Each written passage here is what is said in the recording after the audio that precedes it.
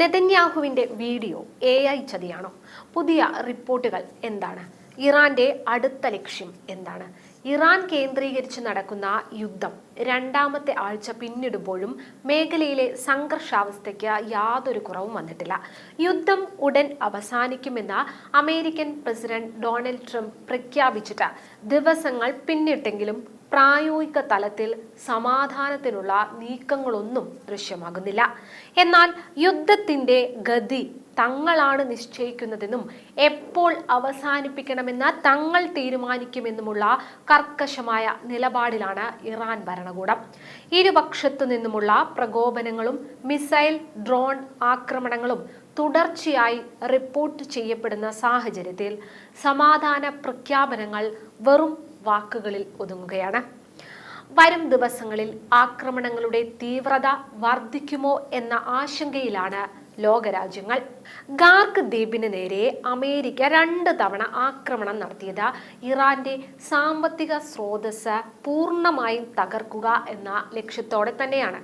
എണ്ണ ടാങ്കറുകളും സ്റ്റോറേജ് സൗകര്യങ്ങളും തകർക്കപ്പെട്ടാൽ ഇറാന്റെ വരുമാനം നിലയ്ക്കുകയും അത് ഭരണകൂടത്തെ പ്രതിസന്ധിയിലാക്കുകയും ചെയ്യുമെന്ന് തീർച്ചയായ കാര്യമാണ്. എന്നാൽ ഇറാന്റെ സാമ്പത്തിക ഭദ്രതയുടെ നട്ടെല്ലായ ഗാർക്ക് ദ്വീപിനെ ലക്ഷ്യമിട്ട് അമേരിക്ക 2 തവണ ആക്രമണം നടത്തിയതോടെ മേഖലയിലെ അമേരിക്കൻ സഖ്യകക്ഷികൾക്ക് നേരെ ഇറാൻ തങ്ങളുടെ പ്രത്യാക്രമണങ്ങൾ ശക്തമാക്കിയിരിക്കുകയാണ്. B-2 ബോംബർ വിമാനങ്ങൾ ആവശ്യാനുസരണം ഉപയോഗിച്ചുകൊണ്ടുള്ള അമേരിക്കയുടെയും ഇസ്രയേലിന്റെയും ആക്രമണ ശൈലിയിൽ വലിയ മാറ്റങ്ങളൊന്നും പ്രകടമല്ലെങ്കിലും ഗാർക്ക് ദ്വീപിന് നേരെയുണ്ടായ പ്രഹരം ഇറാന്റെ പ്രത്യാക്രമണ നീക്കങ്ങളെ കൂടുതൽ തീവ്രമാക്കിയിട്ടുണ്ട്. ഇറാൻ തങ്ങളുടെ യുദ്ധതന്ത്രങ്ങൾ അടുത്ത ഒരു ഘട്ടത്തിലേക്ക് മാറ്റിയതാണ് അന്താരാഷ്ട്ര നിരീക്ഷകരുടെ വിലയിരുത്തൽ. കഴിഞ്ഞ ആഴ്ച വരെ തേനീച്ചക്കൂട്ട ആക്രമണം പോലെ ഒരുമിച്ചെത്തുന്ന ഡ്രോണുകളായിരുന്നു ഇറാന്റെ പ്രധാന ആയുധമെങ്കിൽ ഗൾഫ് രാജ്യങ്ങളിലെ അമേരിക്കൻ സുഹൃത്ത് രാഷ്ട്രങ്ങളുടെ വ്യോമ പ്രതിരോധ സംവിധാനങ്ങളെ പരീക്ഷിക്കാൻ ഈ ഡ്രോണുകൾക്കും മിസൈലുകൾക്കും സാധിച്ചിരുന്നു എന്നത് വസ്തുതയാണ്. എന്നാൽ യുദ്ധം 3 ആഴ്ച പിന്നിടുമ്പോൾ സാങ്കേതികമായി അത്ര മുന്നിലല്ലാത്ത പഴയ ആയുധങ്ങൾക്ക് പകരം അത്യാധുനിക പോർമുനകൾ ഇറാൻ പുറത്തെടുക്കുകയാണ്. ഇതിൽ ഏറ്റവും പ്രധാനപ്പെട്ടത് ഡാൻസിംഗ് മിസൈൽ എന്ന് വിളിപ്പേരുള്ള സെഡ്ജിൽ എന്ന മിസൈലുകളുടെ സാന്നിധ്യമാണ്. പശ്ചിമേഷ്യയിലെ അമേരിക്കൻ സൈനിക കേന്ദ്രങ്ങളെ ലക്ഷ്യം വെച്ച് ഇറാൻ ആദ്യമായി ഈ അത്യാധുനിക മിസൈൽ പ്രയോഗിച്ചതായാണ് പ്രതിരോധ വിദഗ്ധർ നൽകുന്ന സൂചന. കഴിഞ്ഞ മാസം 28-ന് യുദ്ധം ആരംഭിച്ച ശേഷം ആദ്യമായാണ് ഇറാൻ തങ്ങളുടെ കരുത്തുറ്റ സെഡ്ജിൽ മിസൈലുകൾ പ്രയോഗിക്കുന്നത്. ഇറാന്റെ സ്വന്തം സാങ്കേതിക വിദ്യയിൽ വികസിപ്പിച്ചെടുത്ത ഈ ബാലിസ്റ്റിക് മിസൈൽ ഖര ഇന്ധനമാണ് ഉപയോഗിക്കുന്നത്. എന്നാൽ ഇതിന്റെ നിർമ്മാണത്തിന് പിന്നിൽ ചൈനയുടെ സഹായമുണ്ടെന്ന് ചില അന്താരാഷ്ട്ര പ്രതിരോധ വിദഗ്ധർ നിരീക്ഷിക്കുന്നുണ്ട്. ഏകദേശം 2000 കിലോമീറ്റർ ദൂരപരിധിയുള്ള ഈ മിസൈലിന് 700 കിലോയോളം വരുന്ന മാരകമായ സ്ഫോടക വസ്തുക്കളോ ആണവ പോർമുനകളോ വഹിക്കാൻ ശേഷിയുണ്ട്. ഇതാണ് സെഡ്ജിലിനെ അതീവ അപകടകാരിയാക്കി മാറ്റുന്നത്. ഉയർന്ന ആകാശത്തു വെച്ച് ദിശ മാറി സഞ്ചരിക്കാനുള്ള സവിശേഷമായ കഴിവുള്ളതിനാലാണ് ഇതിനെ ഡാൻസിംഗ് മിസൈൽ എന്ന് വിശേഷിപ്പിക്കുന്നത് അത്രേ. ഇസ്രയേലിന്റെ വിഖ്യാതമായ അയൺ ഡോം പോലുള്ള മിസൈൽ പ്രതിരോധ കവചങ്ങളെ പോലും കബളിപ്പിച്ച് മുന്നേറാൻ സെഡ്ജിലിന് സാധിക്കുമെന്ന് ഇറാൻ അവകാശപ്പെടുന്നുണ്ട്. 18 മീറ്റർ നീളവും 1.25 മീറ്റർ വ്യാസവുമുള്ള ഈ മിസൈൽ ദ്രാവക ഇന്ധനം ഉപയോഗിക്കുന്നു. പഴയ ഷഹാബ് സീരീസ് മിസൈലുകളേക്കാൾ വളരെ വേഗത്തിൽ വിക്ഷേപണത്തിന് സജ്ജമാക്കാൻ കഴിയുമെന്നത് ഇറാന് വലിയ തന്ത്രപരമായ മുൻതൂക്കം നൽകുകയാണ്.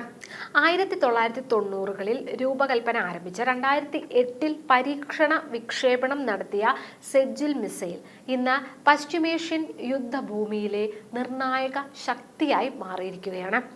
ആദ്യ പരീക്ഷണത്തിൽ 800 കിലോമീറ്റർ സഞ്ചരിച്ച ഈ മിസൈൽ 6ാം ഘട്ടമായപ്പോഴേക്കും ഇന്ത്യൻ മഹാസമുദ്രത്തിൽ 1900 കിലോമീറ്റർ ദൂരപരിധി കീഴടക്കി തന്റെ കരുത്ത് തെളിയിച്ചു.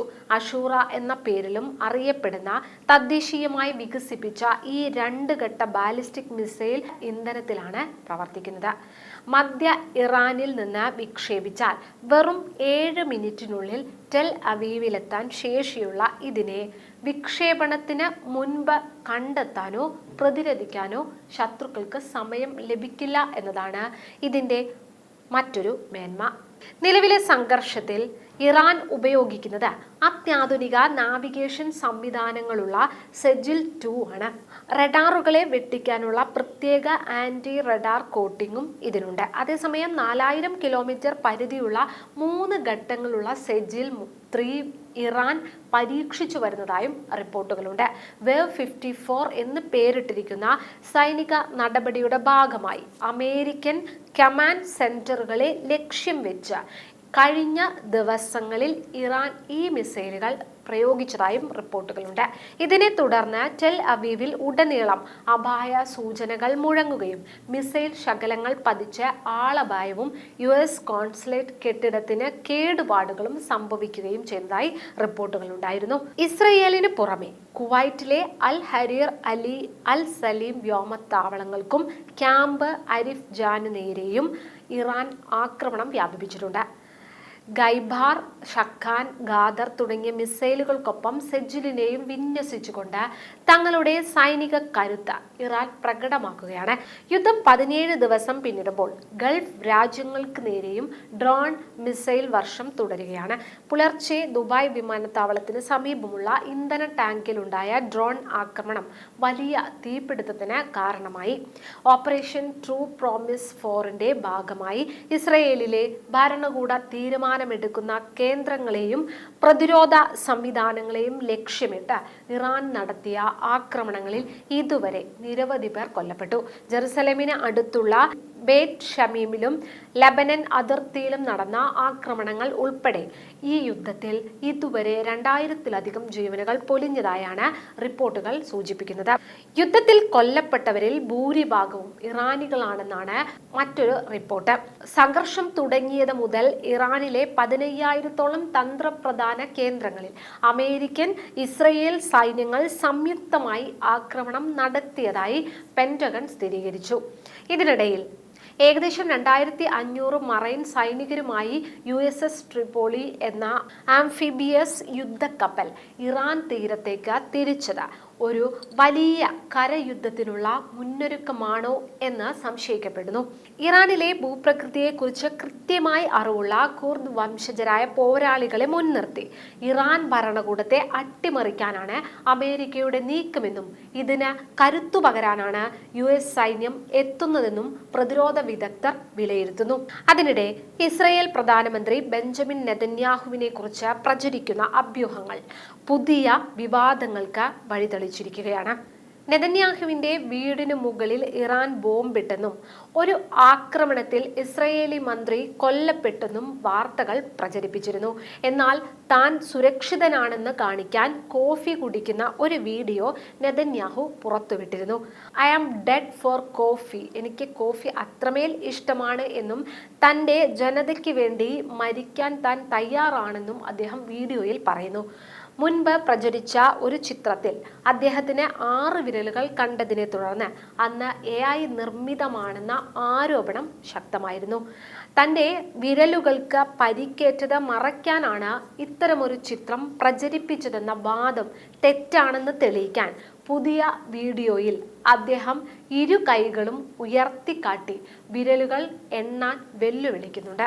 എങ്കിലും ഈ പുതിയ വീഡിയോയും AI ഉപയോഗിച്ച് സൃഷ്ടിച്ചതാണെന്നാണ് പലരും വിശ്വസിക്കുന്നത്. വീഡിയോയിലെ കോഫി ഷോപ്പും അവിടെയുള്ള വസ്തുക്കളും നെതന്യാഹുവിന്റെ പെരുമാറ്റവുമെല്ലാം അസ്വാഭാവികമാണെന്നാണ് ഇവരുടെ കണ്ടെത്തൽ.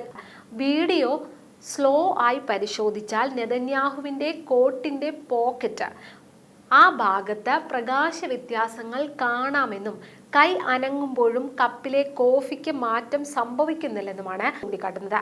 ഇസ്രയേലിന്റെ പക്കലുള്ള അത്യാധുനിക AI സാങ്കേതിക വിദ്യ ഉപയോഗിച്ച് നിർമ്മിച്ച വ്യാജ വീഡിയോ ആണിതെന്നാണ് ഇവരുടെ പക്ഷം. എന്നാൽ വീഡിയോ യഥാർത്ഥമാണെന്ന് വാദിക്കുന്നവരും കുറവല്ല. ഈ വീഡിയോയുമായി ബന്ധപ്പെട്ട തർക്കങ്ങൾ ഇസ്രയേലിനുള്ളിൽ പോലും ശക്തമാണ് എന്നതാണ് വസ്തുത. കപ്പിലെ കോഫിയുടെ പത അനങ്ങാത്തത് ഭൗതിക ശാസ്ത്ര നിയമങ്ങൾക്ക് നിരക്കാത്തതാണെന്ന വാദത്തെ മാരിയോ നൌഫൽ എന്ന നിരീക്ഷകൻ ഖണ്ഡിക്കുന്നുണ്ട്. ക്യാമറ ആംഗിളിലെ പ്രത്യേകതയാണിതെന്നും ഓട്ടോ ഫോക്കസ് സംവിധാനം കാരണമാണ് പശ്ചാത്തലത്തിലെ ക്യാഷ് രജിസ്റ്ററിന് അമിതമായ തെളിമ അനുഭവപ്പെടുന്നതെന്നുമാണ് അദ്ദേഹത്തിന്റെ പക്ഷം. രജിസ്റ്ററിൽ കാണുന്ന 2026 എന്ന വർഷം മനഃപൂർവ്വം എഡിറ്റ് ചെയ്ത് ചേർത്തതാണെന്നും യഥാർത്ഥത്തിൽ അത് 2024 ആണെന്നും അദ്ദേഹം വാദിക്കുന്നുണ്ട്.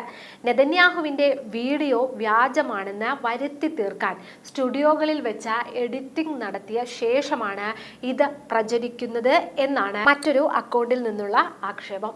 സമൂഹ മാധ്യമങ്ങളിൽ ഈ പോര് മുറുകുമ്പോഴും വീഡിയോയുടെ കൃത്യമായ സമയവും സ്ഥലവും ഇപ്പോഴും നിഗൂഢമാണ്.